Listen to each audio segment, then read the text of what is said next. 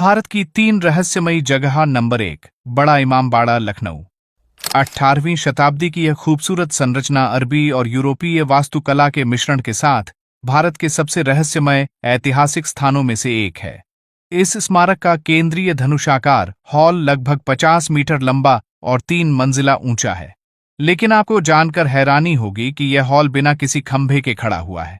मुख्य हॉल अपनी अनोखी भूल भुलैया के लिए भी प्रसिद्ध है। छत पर जाने के लिए 84 सीढ़ियां हैं। ये ऐसे रास्ते से होकर जाती हैं कि कई बार लोग भ्रम में पड़ जाते हैं। यहाँ 1000 से भी अधिक दीवारों के बीच गलियारे बने हुए हैं जिन्हें भूल भुलैया कहा जाता है। इन गलियारों में आकर हर कोई रास्ता भटक जाता है।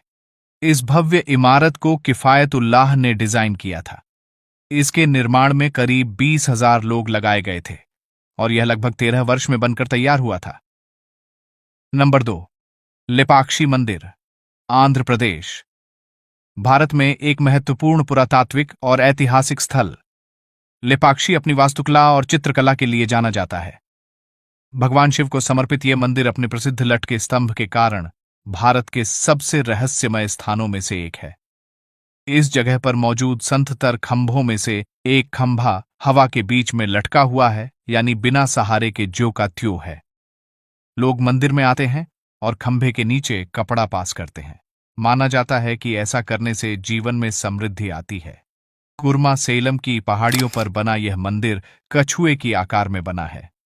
कहा जाता है कि इस मंदिर का निर्माण वीरूपन्ना और वेरना नाम के 2 भाइयों ने 16वीं सदी में कराया था, जो विजयनगर के राजा के यहाँ काम करते थे।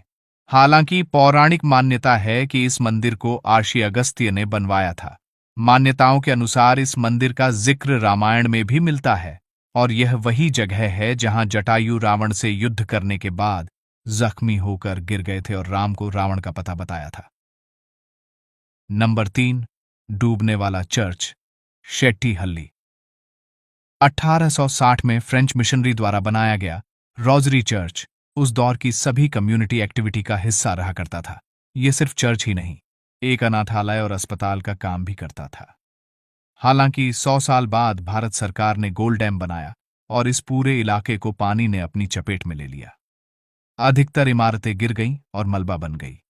लेकिन इतने सालों में भी हर साल यह चर्च गर्मियों में पानी कम होने पर दिखता है और उसके बाद दोबारा पानी में लीन हो जाता है। अभी तक यह चर्च बेंगलुरु के पास फेमस टूरिस्ट स्पॉट बना हुआ है और कई लोगों का आस्था का केंद्र भी बन चुका है। साल 1960 में हेमावती नदी पर बांध बनने के बाद इस चर्च के चारों ओर की जमीन रेतीली होती चली गई। धीरे धीरे यह चर्च भी वीरान होता चला गया। चर्च के चारों ओर हर साल पानी भरा रहता है। दोस्तों, यह जानकारी आपको कैसी लगी हमें कमेंट करके बताएं। धन्यवाद।